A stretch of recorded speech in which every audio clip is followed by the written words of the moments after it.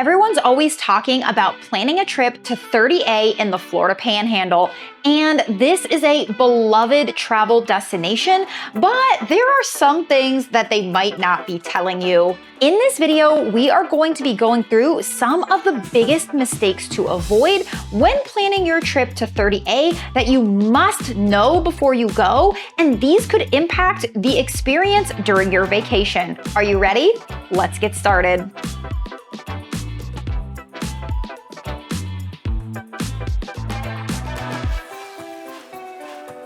Mistake number one is assuming that there are lots of hotels to choose from along 30A. And if you're making this mistake, you are not alone, because for the majority of beach destinations in the United States, of course there are tons of beachfront hotels to pick.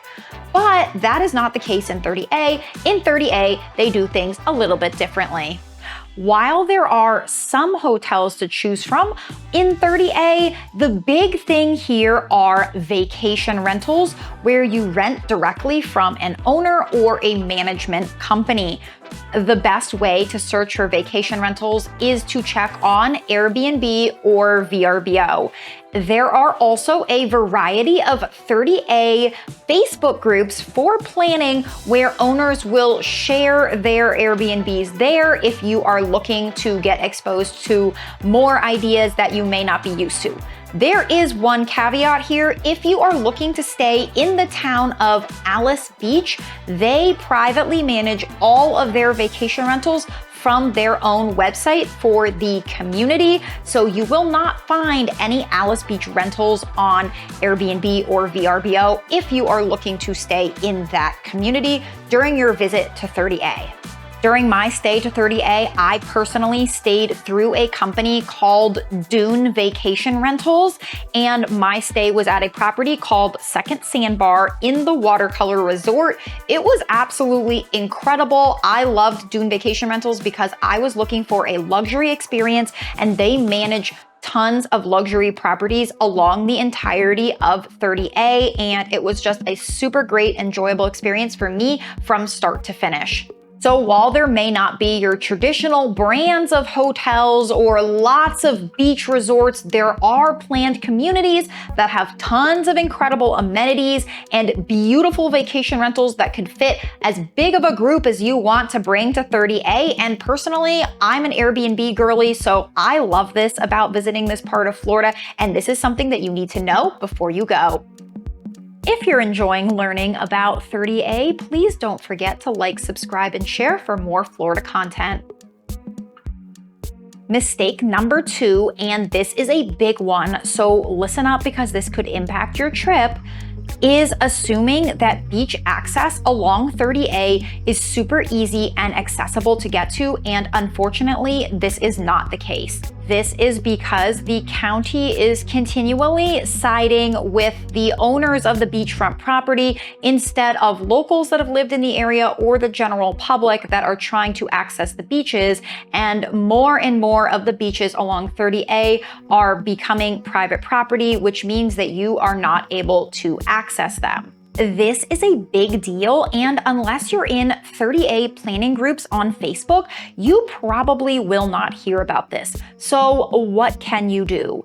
First up, I recommend going to the Fort Walton County website, and here you can see more information about the public versus private beach access. There is more information on this, so you could do your research. Next, I recommend joining a variety of 30A travel groups on Facebook and asking your questions there, or searching and seeing what other people's solutions are for this problem when you are visiting this area. Next, I recommend managing your expectations because, again, this is a mistake that people often make. They just assume that it's free beach access everywhere, and that isn't the case. So knowing that before you go is super important when making the decisions regarding where to stay on your trip.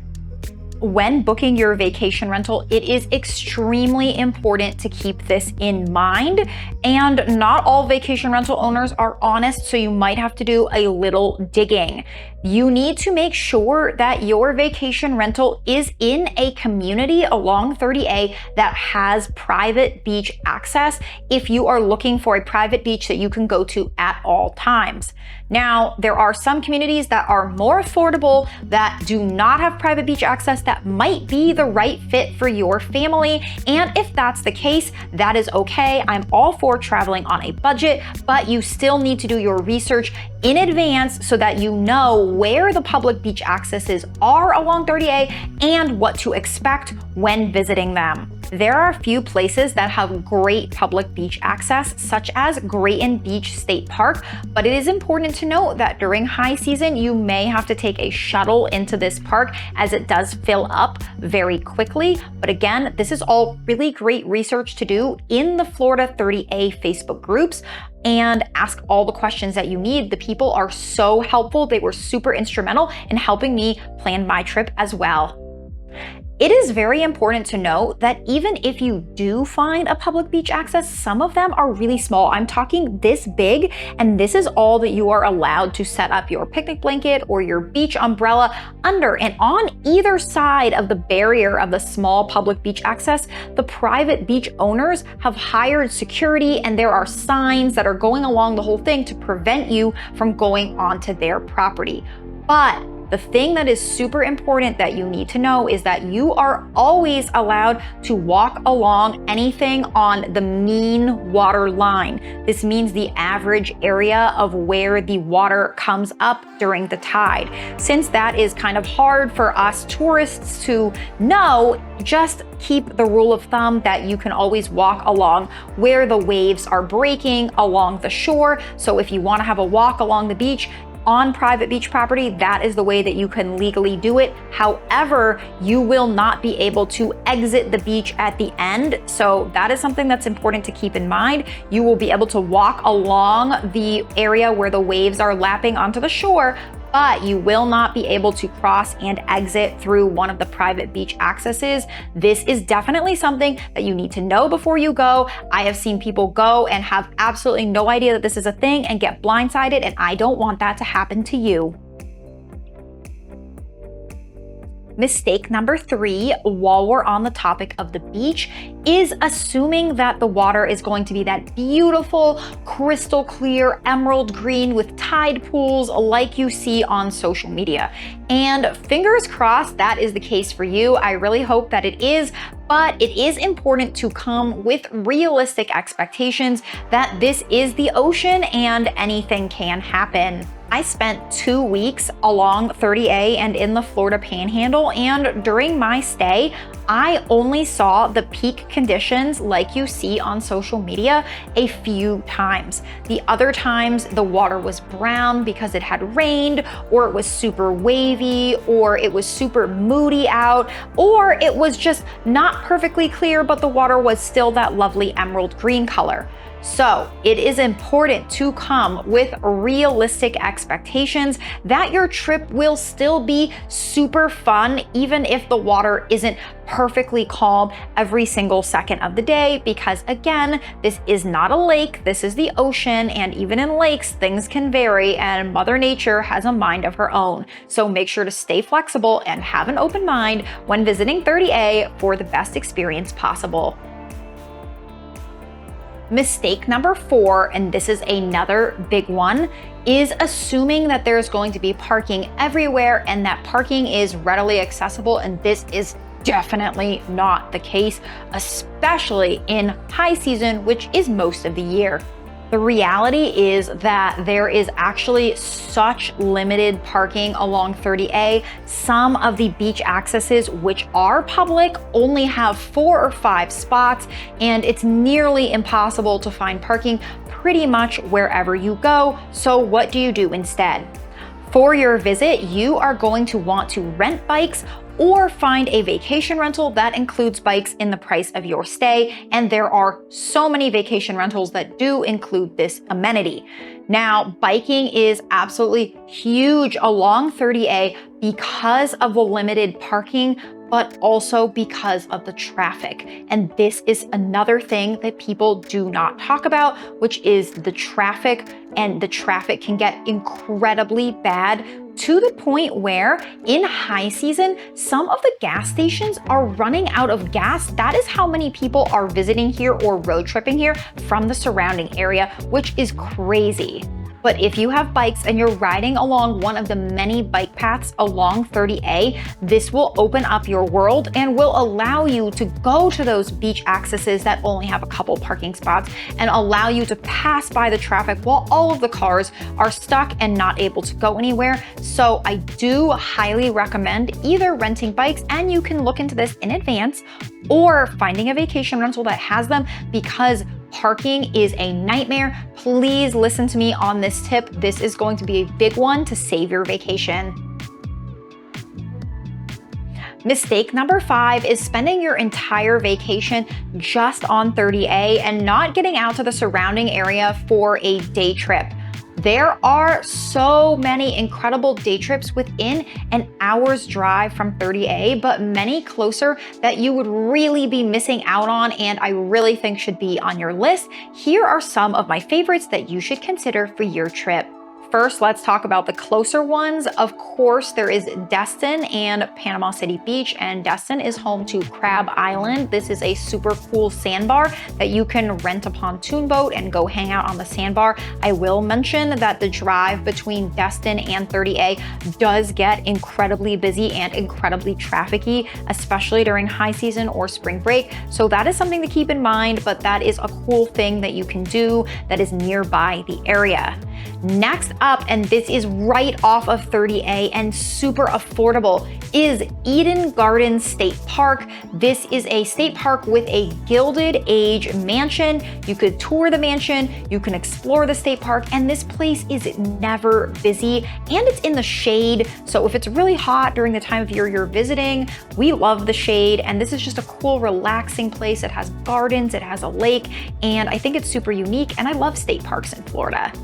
If you want to go a little further out, I love the Florida Springs, and the Panhandle is home to some really great ones, starting off with Morrison Springs. If you're looking for something a little different, there is Vortex Springs, and nearby is Ponce de Leon Springs. So no matter which one you choose, it's a great way to cool off in some fresh water, and that water is cold, let me tell you, but it's so beautiful. The color is amazing, and it's just a super unique thing to do nearby 30A that's not the beach, but still fun in the water. Finally, these 2 day trips are further away, but if you have never done them, I think that they are super worth being on your list. They are about an hour-and-a-half drive one way, which I know is far, but hear me out. The first one is Falling Waters State Park, which is a natural waterfall in Florida. Now, I do recommend calling ahead, because if it hasn't rained or it's been super dry, the waterfall may be dry, and I would hate for you to drive all that way out there only to be disappointed. And the second stop, which is really close, and you could combine both of these in the same day trip, is the Florida Caverns State Park.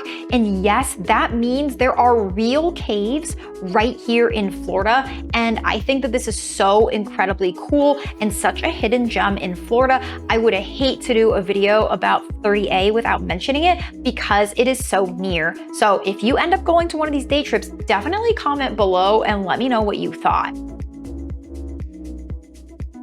Mistake number 6 is not making your dining reservations in advance, or if you're going during spring break or high season, well in advance. Now, I have visited 30A during the off season, and let me tell you, a lot of these restaurants were already booked, and it was a struggle for me to get in, or I was not able to get in at all. So I do recommend booking in advance. This is something that a lot of people may not even know when planning a trip to this location, and it's really important. Some restaurants that sell out super fast are Mimo's Italian, Cafe 30A, Citizen in Alys Beach, Fish Out of Water in Watercolor.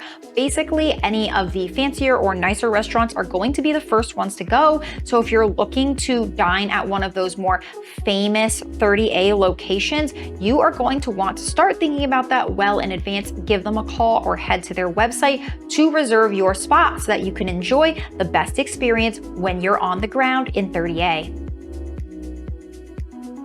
Mistake number 7 is underestimating the amount of spring breakers that do come to this part of Florida. And I feel like it gets more crowded every year, and these are just tons of teens that are just running around unsupervised, often without their parents. So it is very important for you to take this into consideration during your trip. Now, this mainly happens in the evening hours, and my recommendations are to do your beach day and then do some of the day trips to spread out the crowds, and then head back to your vacation rental for movie night or do your beach bonfire, and kind of be in early if you are going to be traveling during this season, just to avoid there being a ton of crowds and a ton of unsupervised teens. I just feel like we kind of all know about this, but nobody talks about it, and you deserve to know to have the best experience during your trip.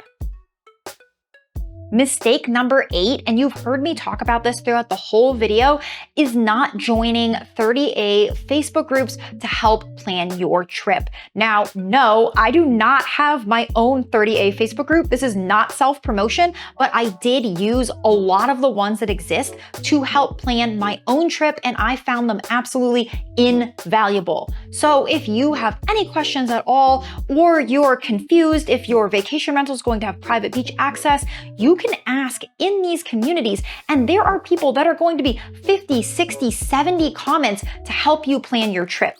Now, a lot of these people have been going to 30A their whole lives. They go every year, or they're locals, and why not take advantage of the incredible wealth of knowledge that people are willing to share? I found it so helpful for my trip, and I bet you will find it helpful for yours as well. 30A is truly such a special place to visit in Florida, with the most stunning emerald green waters and the cutest small towns that look like you stepped out of Europe. But there are some things that you should avoid, and things that people don't often talk about that you deserve to know in advance of planning your trip. So I do hope that you found this video helpful. If you go to 30A or you love visiting there, I would love to hear your thoughts in the comments. And please don't forget to like, subscribe, and share, and we'll see you next time. Enjoy your trip.